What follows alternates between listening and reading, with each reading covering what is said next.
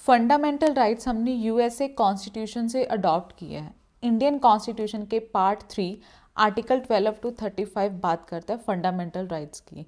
Indian citizens के पास total 7 fundamental rights हैं, बट अभी प्रेजेंट में 6 है। एक fundamental right to property remove कर दिया और लीगल राइट में आर्टिकल 300A में ऐड किया है। अभी 6 फंडामेंटल राइट में हमारा पहला राइट है right to equality, second right to freedom, third right against exploitation, fourth right to freedom of religion, fifth is cultural and educational right, sixth is right to constitutional remedies. अब हम ये 6 fundamental rights एक एक करके समझेंगे और last में एक ट्रिक से हम सारे फंडामेंटल राइट्स को याद करेंगे। राइट टू इक्वालिटी हमारे आर्टिकल 14 to 18 तक मेंशन है। आर्टिकल 14 बात करता है इक्वालिटी बिफोर लॉ, मतलब हर एक सिटीजन लॉ के सामने बराबर है। सेकंड है कोई भी डिस्क्रिमिनेशन या भेदभाव नहीं होगा किसी के साथ, रिलीजन, रेस, कास्ट, प्लेस, किसी भी चीज़ के बेसिस पे कोई डिस्क्रिमिनेशन नहीं होगा। आपको अपॉर्चुनिटीज़, कोई भी एम्प्लॉयमेंट अपॉर्चुनिटीज़, जॉब अपॉर्चुनिटीज़ मिलती है तो आपको कोई भी डिस्क्रिमिनेशन फेस ना करना पड़े रिलीजन, रेस, कास्ट, किसी के भी बेस में। अनटचेबिलिटी बहुत पुरानी प्रैक्टिस की जाती थी, अनटचेबिलिटी, जिसको आर्टिकल 17 के अंदर ख़त्म कर दिया गया। एबॉलिशन ऑफ टाइटल्स जैसे राजपूत, राजा, महाराजा, इन टाइटल्स पे प्रोहिबिशन लगा दिए इंडियन फंडामेंटल राइट्स में। नेक्स्ट आता है राइट टू फ्रीडम, जो आर्टिकल 19 to 22 में मेंशन है। सबसे पहले right to freedom of speech and expression, जो हमारे आर्टिकल 19 में मेंशन है। मतलब आप अपनी ओपिनियन, प्रॉब्लम्स फ्रीली रख सकते हो, चाहे बोलकर, लिखकर, किसी भी मेथड से अपने आइडियाज़ को, एक्सप्रेशंस को फ्रीली आप रिप्रेजेंट कर सकते हो, ये आपका राइट है। सेकेंड है protection in respect of conviction for offence.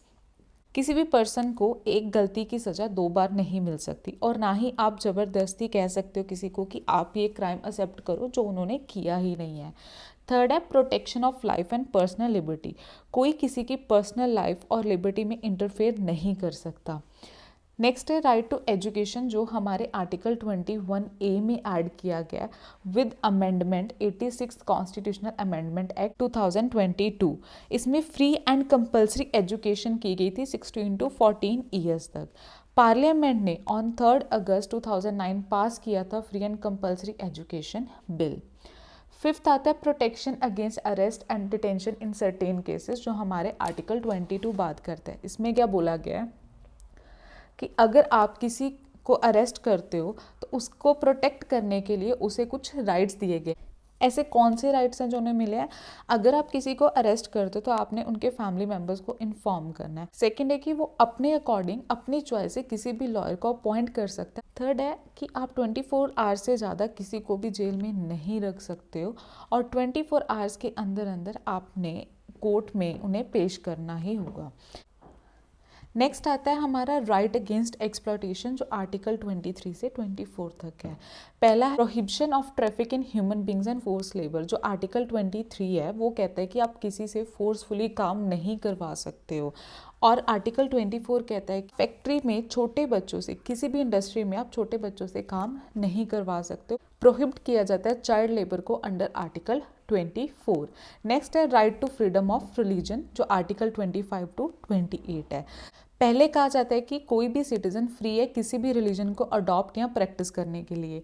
Second article 26 में बोला गया है कोई भी रिलीजन हो वो अपने पर्सनल रिलीजन अफेयर्स को मेंटेन कर सकते हैं। थर्ड में बोला गया है कोई भी टैक्स नहीं लगेगा रिलीजन के बेसिस पे। फोर्थ रिलीजियस फ्रीडम है, जो आर्टिकल 28 में वो कहता है कि कोई भी रिलीजियस एजुकेशन किसी भी एजुकेशनल इंस्टीट्यूशन में प्रमोट नहीं किया जाएगा। किसी भी स्कूल में आप प्रमोट नहीं कर सकते हो, किसी भी कॉलेज में, कोई भी इंस्टीट्यूशन में, एजुकेशनल इंस्टीट्यूशन में आप अपना रिलीजन या कोई भी रिलीजन प्रमोट नहीं कर सकते हो। नेक्स्ट आता है cultural and educational right, article 29 to 30।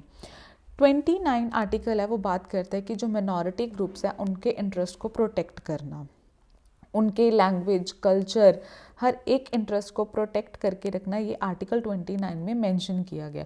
और वहीं आर्टिकल 30 बात करता है मिनॉरिटीज़ को राइट देना कि वो अपना कोई भी एजुकेशनल इंस्टीट्यूशन ओपन कर सकते हैं, और कोई भी गवर्नमेंट, कोई भी, चाहे वो सेंटर है चाहे स्टेट गवर्नमेंट है, कोई ऐसा लॉ नहीं लेके आएगी जो मिनॉरिटीज़ को डिस्क्रिमिनेशन फेस करना पड़े।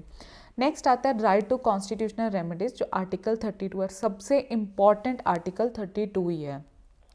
इसमें बोला गया है कि अगर आपके फंडामेंटल राइट्स को, जो हमने अब तक डिस्कस किया 5 फंडामेंटल राइट्स को अलग अलग पार्ट्स में, अगर उसमें से कोई भी फंडामेंटल राइट आपका कोई भी ब्रेक करता है, चाहे वो कोई भी पोजीशन पे हो, गवर्नमेंट हो, नॉर्मल कोई भी ह्यूमन बीइंग, कोई भी पोजीशन हो, अगर आपका कोई भी फंडामेंटल राइट ब्रेक किया जाता है तो आप डायरेक्टली सुप्रीम कोर्ट जा सकते हो, कंप्लेंट फाइल कर सकते हो उस पर्सन के लिए, और सुप्रीम कोर्ट उनके ऊपर वो 5 रिट में से कोई भी रिट अप्लाई कर सकता है। और वहीं पे डॉक्टर BR अम्बेडकर ने राइट टू कॉन्स्टिट्यूशन रेमेडी को बोला गया the very heart and soul of the constitution. हमने बात की थी कि हम इसको बहुत ईजी ट्रिक से याद करेंगे, तो अब हम ट्रिक देखते हैं। एक बहुत ही ईजी स्टेटमेंट आपने याद करनी है, that is equality and freedom without exploitation provided to every religion and culture in education according to the constitution।